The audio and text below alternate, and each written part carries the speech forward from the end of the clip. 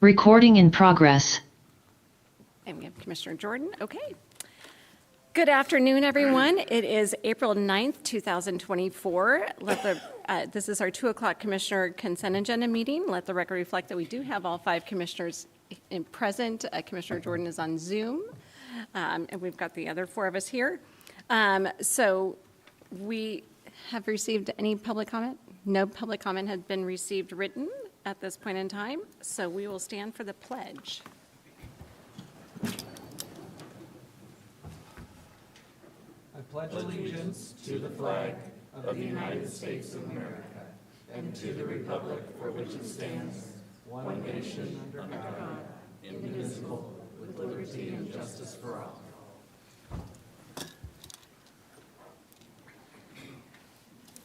Okay, next on our agenda is our open public forum. So this is for anyone wishing to speak for any items that are not on today's agenda. Do we have anyone signed up?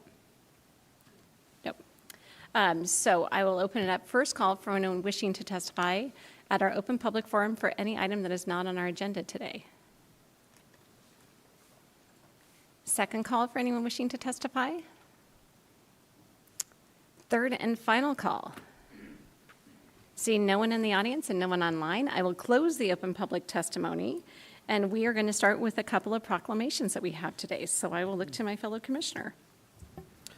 Madam Chair, I would like to read this proclamation in the form of a motion. This is in the matter of proclaiming and promoting the goals and ideals of National Public Health Week of April 1st through the 7th, 2024. Whereas, the goal of National Public Health Week in 2024 is to recognize the contributions of the field of public health in improving the overall health of the people of the United States and achieving health equity. And whereas, in 2019 to 2021, the life expectancy at birth for the population of the United States declined 2.7 years, which is the biggest 2-year decline in life expectancy since 1921 to 1923. And whereas in 2022, despite the life expectancy at birth for the population of Spokane County increasing by 1.2 years, there remains a 17.5-year life expectancy gap between Spokane neighborhoods ranging from 70.7 years to 88.2 years. And whereas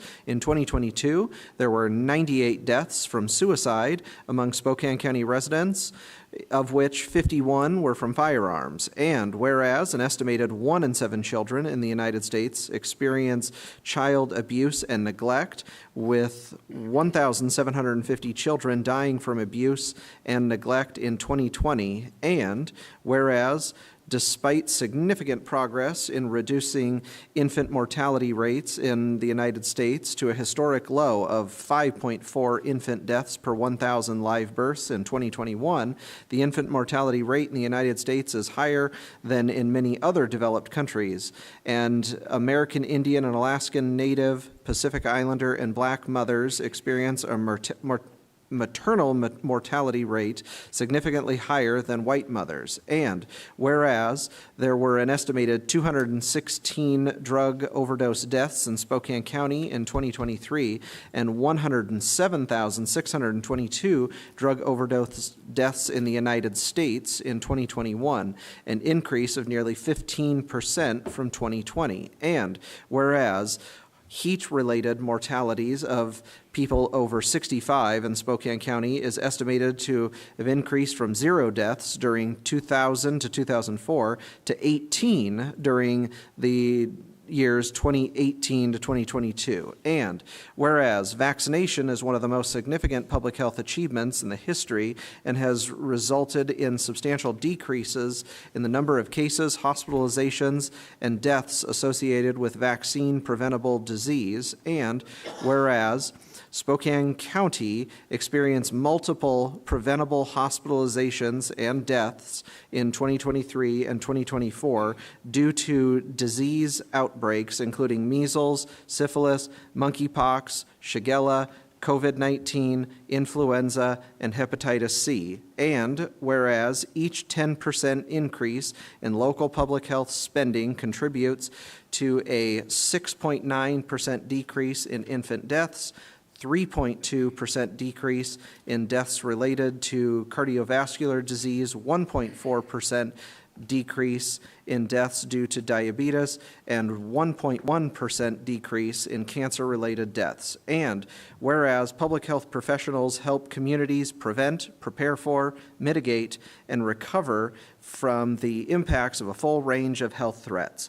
Now, therefore, we, the Board of County Commissioners of Spokane County, Washington, on behalf of the citizens of Spokane County, do hereby proclaim the goals and ideals of National Public Health Week, April 1st through the 7th, 2024, and encourage the people of Spokane County to learn about the role of the public health system in improving the health across Spokane County. Second. I have a motion and a second for the proclamation. Any further discussion? Seeing none, all those in favor, please signify by saying aye. Aye. Aye. Aye. And so we do have in the audience today with us Kelly Hawkins and Dr. Velasquez, who's our health officer. If you would like to come up and say something, and then we will come down and take a picture with you. Welcome, Dr. V. Everyone, and thank you. Oh, what a deep voice. That's why people tell me I look taller in the screen. But I do appreciate the opportunity to be here today. I do appreciate the proclamation. I think it is a perfect example of the depth and breadth of subjects that public health addresses, many of whom people are not aware, which is okay, because we very quietly work every day to make sure the community is safe, and all in the community are safe and healthy to the best of our ability. Now, since 1995, we've been celebrating National Public Health Week, and last week we took the opportunity to do so in a variety of ways. We still worked every day, because we still have to do that, but our team told their stories in 6-word stories, which is something that we learned from a very well-known author from many years ago. And a lot of those are on our website, and our team had the opportunity, many of them, to be recorded. So I will encourage everybody to go and listen to what our team has to say about what they do in just 6 words, which is totally amazing. Since I am here, I would like to say thank you to the commissioners. I would like to say thank you to our SRHD team for everything they do every day. I would also like to say thank you to many of our partners in the community. We have several behind me from other agencies as well as other jurisdictions. We work together with them very well. And I would like to say thank you to the community, because at the end of the day, we can only do what we do because we all work together. And our community has been very supportive of the team, and I personally appreciate that. So thank you. Well, thank you. We'll come down and take a picture, but I do want to say it's a pleasure because 3 of us sit on the board for the Regional Health District. And I have to say, as a past board chair for a couple of terms, you guys just do a great job, and you really are there for our community. So I just want to say thank you for all that you do. And it's a pleasure for us to give this proclamation to you. Thank you.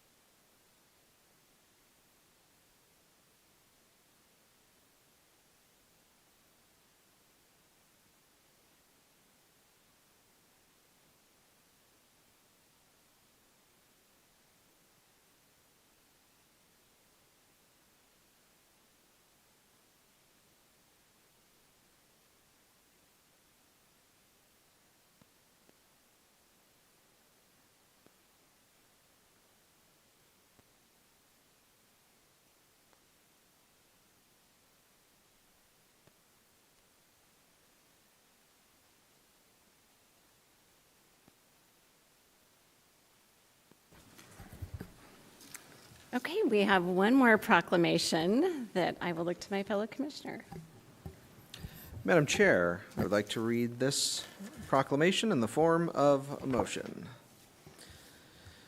Whereas correctional employees in Spokane County form a core element of the public safety team in our community. Our correctional employees and detention services provide supervision, treatment services, reentry guidance, and emotional support for more than 26,000 individual cases in the course of a calendar year, while promoting positive behavior, constructive attitudes, and life skills within the inmate population to reduce recidivism and facilitate successful reintegration into the community. And whereas in Spokane County, our correctional employees are trained law enforcement professionals who engage in dangerous and potentially life-threatening situations every day. And whereas members of the Spokane County community should recognize the increasingly complex, dangerous, and challenging responsibilities carried out by every correctional employee in detention services. Each correctional employee accepts enormous personal and professional responsibility. And whereas National Correctional Officers and Employees Week acknowledges the work of our correctional officers and employees who serve this honorable profession nobly and admirably. Now, therefore, we, the Board of County Commissioners of Spokane County, Washington, on behalf of the citizens of Spokane County, do hereby proclaim May 5th through the 11th, 2024, as National Correctional Officers and Employees Week in Spokane County, and encourage all of our citizens to join in recognizing the employees of detention services for their role in safeguarding the citizens of Spokane County by providing safe, secure, and humane incarceration and reentry services to individuals within their custody, dated the 9th day of April, 2024. Second. I have a motion and a second. Any further discussion? All those in favor, please signify by saying aye. Aye. Aye. Aye. Aye. Motion passes unanimously. So we would like to welcome Chief Hooper to come down and say a few words, and you've got your team here, and I just have to say, we'll take a picture with you as well, but thank you for all you guys do, because we know it's a very difficult job. It's not the easiest job, and so you guys really do work hard, and so thank you. Well, thank you, Madam Chair. Thanks for continued support. We've been here for a number of years, and just the support we've received from all of you. I've been with detention services for 26 years, not in my script here, but this board have had more interest and more support towards detention services than in my entire career. And I mean that from the bottom of my heart. I appreciate it. I really do. So the job is getting more complex all the time. So I wanted to introduce my team. My leadership team here stand up. So Lieutenant Lewis Worth, Lieutenant Jason Robinson, Lieutenant Aaron Anderton, and Lieutenant Darren Lehman. I think everybody knows at least some of them, but just... But again, I just thank you for support for the proclamation designating the first full week in May 5th through the 11th, as National Corrections Officers and Employee Week. Every week during the first week in May, we celebrate by bringing food and prizes to staff and thanking them for the unseen and often forgotten work they selflessly perform every day. All the funds for our annual celebration are donated by staff in the form of monthly deductions from our Employee Appreciation Fund.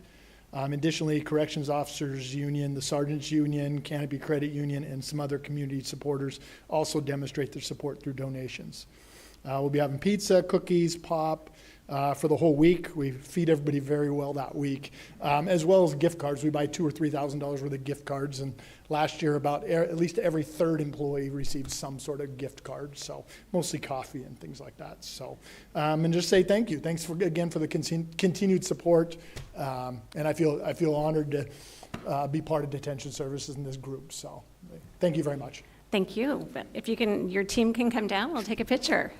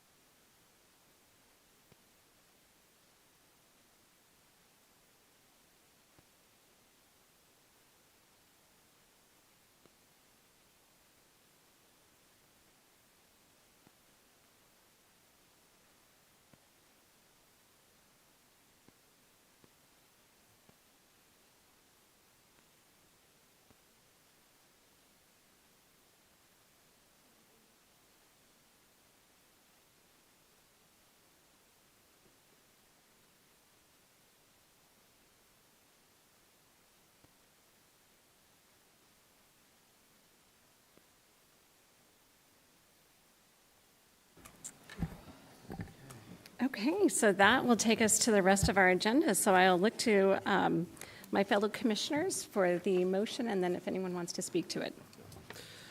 Madam Chair, I move to approve items 4, 5, 6, 7, and 8, including all sub-items on today's agenda.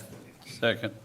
Okay, I have a motion and a second for items 4, 5, 6, 7, and 8, and all sub-items as included on today's agenda. Any further discussion? Commissioner Waldron? Thank you, Madam Chair. I just wanted to note that there's a lot of items here. S. Item 8S is is declaring a sole source for the purchase of a new Bell helicopter for our sheriff's office. And I just wanted to say I appreciate Sheriff Ellis getting all the information to us over multiple meetings. I think we've been talking about this for over a year. And just wanted to comment that we've received a $500,000 congressional appropriation towards the purchase, a $200,000 grant for some of the infrared camera that will go onto the helicopter. And also, we're selling one of our helicopters and anticipating revenue from that to go towards the purchase of this. And then the remaining dollars, we have multiple ways that we can pay for it here at the county. Work with the sheriff's office on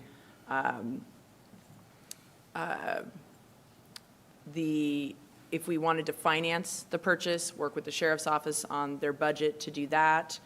We have ARP potential for ARP funds, as well as our county reserves that are unrestricted. So I appreciate getting all my questions answered. I do support the purchase of this helicopter so that we can provide the public safety services for not just Spokane County, but we work with the City of the Valley, all of the local jurisdictions, City of Spokane, to make sure we can provide rescue, public safety, and other services. So I appreciate getting all the budget information and moving forward with the contract. Commissioner French. Thank you, Madam Chair. So I wanted to talk about two items that are on today's agenda that we're going to be taking an action on.